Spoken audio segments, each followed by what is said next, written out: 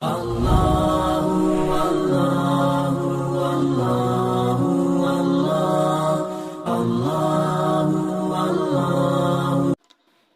علیکم ورحمۃ اللہ وبرکاتہ نحمده ونصلی علی رسوله الکریم اما بعد بسم اللہ الرحمن الرحیم۔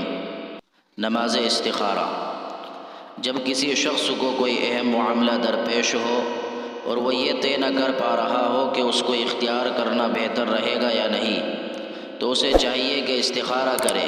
استخارہ کے معنی خیر طلب کرنے کے آتے ہیں، یعنی اپنے معاملے میں اللہ تعالیٰ سے خیر اور بھلائی کی دعا کرے، اور اس کا طریقہ پیغمبر علیہ السلام نے یہ بتلایا ہے کہ 2 رکعات نفل نماز پڑھی جائے، اس کے بعد پوری توجہ کے ساتھ یہ دعا پڑھے: اللہم انی استخیرک بعلمک واستقدرک بقدرتک واسألک من فضلک العظیم فإنک تقدر ولا اقدر وتعلم ولا اعلم وانت علام الغیوب اللهم إن كنت تعلم أن هذا الأمر خير لي في ديني ومعاشي وعاقبة أمري أو قال عاجل أمري وآجله فاقدره لي ويسره لي ثم بارك لي فيه وإن كنت تعلم أن هذا الأمر شر لي في ديني ومعاشي وعاقبة أمري أو قال عاجل أمري وآجله فاصرفه عني واصرفني عنه واقدر لي الخير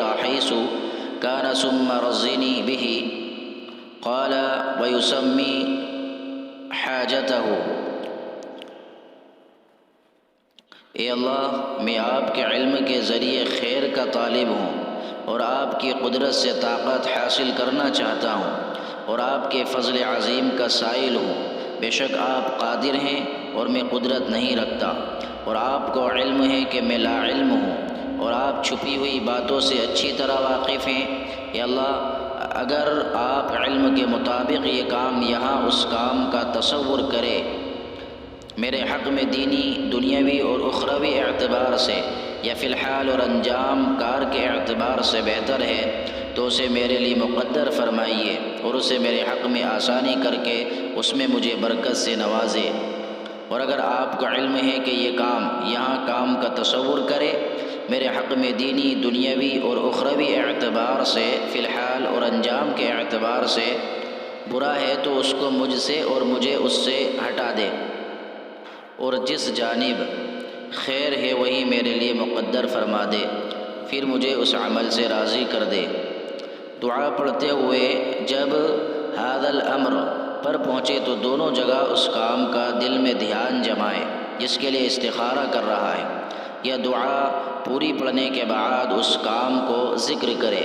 دعا کے شروع اور اخیر میں اللہ کی حمد و ثنا اور درود شریف بھی ملا لے، اور اگر عربی میں دعا نہ پڑھی جا سکے تو اردو یا اپنی مادری زبان میں اسی مفہوم کی دعا مانگے۔ نماز استخارہ میں کون سی صورتیں پڑھیں؟ بہتر ہے کہ استخارہ کی پہلی رکعت میں سورہ کافرون اور دوسری میں سورہ اخلاص پڑھی جائے، اور بعض سلف سے یہ منقول ہے کہ پہلی رکعت میں یہ آیتیں پڑھے: وَرَبُّكَ يَخْلُقُ مَا يَشَاءُ وَيَخْتَارُ مَا كَانَ لَهُمُ الْخِيَرَةُ سُبْحَانَ اللَّهِ وَتَعَالَى عَمَّا يُشْرِكُونَ وَرَبُّكَ يَعْلَمُ مَا تُكِنُّ صُدُورُهُمْ وَمَا يُعْلِنُونَ۔ اور دوسری رکعت میں یہ آیت پڑھیں: وَمَا كَانَ لِمُؤْمِنٍ وَلَا مُؤْمِنَةٍ إِذَا قَضَى اللَّهُ وَرَسُولُهُ أَمْرًا أَن يَكُونَ لَهُمُ الْخِيَرَةُ مِنْ أَمْرِهِمْ وَمَن يَعْصِ اللَّهَ وَرَسُولَهُ فَقَدْ ضَلَّ ضَلَالًا مُبِينًا۔ اگر نماز پڑھنے کا موقع نہ ہو تو استخارہ کیسے کرے؟ اگر کسی وجہ سے نماز پڑھنے کا موقع نہ ہو تو صرف دعا کے ذریعے بھی استخارہ ہو سکتا ہے، یعنی پوری توجہ کے ساتھ دعا استخارہ پڑھ لی جائے۔ استخارہ کتنی مرتبہ کیا جائے؟ بہتر ہے کہ استخارہ 7 دن تک کیا جائے، اور اگر 7 دن میں بھی کسی ایک جانب رجحان نہ ہو تو مسلسل استخارہ کرتا رہے۔ استخارے کے بعد رجحان کا پتہ کیسے چلے؟ بعض مشائخ نے لکھا ہے کہ استخارے کی دعا پڑھ کر قبلہ رخ باوضو سو جائے، اگر خواب میں سفیدی یا سبزی نظر آئے تو سمجھ لے کہ اس کام میں خیر ہے، اور اگر کالی یا سرخ چیز دکھائی دے تو سمجھ لے کہ یہ کام بہتر نہیں ہے، اس سے بچنا چاہیے۔ لیکن یہ محض تخمینی چیز ہے، اصل مدار دل کے رجحان پر ہے۔ استخارے کے بعد آدمی اپنے دلی رجحان کو دیکھے، جس جانب دل مائل ہو انشاءاللہ اسی میں خیر ہوگی۔ خوابوں پر اصل مدار نہیں ہے، بلکہ خواب قلبی رجحان کے لیے معاون ثابت ہوتے ہیں۔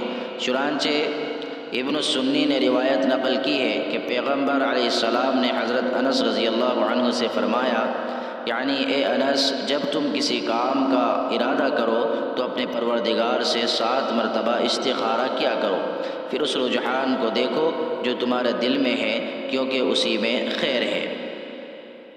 کیا استخارے کے بعد کسی ایک جانب عمل ضروری ہو جاتا ہے؟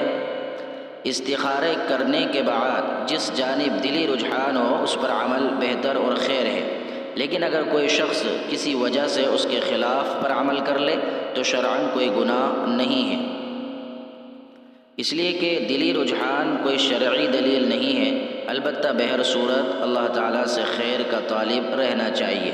مستفاد امداد الفتاوی جلد نمبر 1 صفحہ نمبر 599۔ اللہ تعالی ہم سب کو عمل کی توفیق عطا فرمائے، آمین۔ السلام علیکم ورحمۃ اللہ وبرکاتہ۔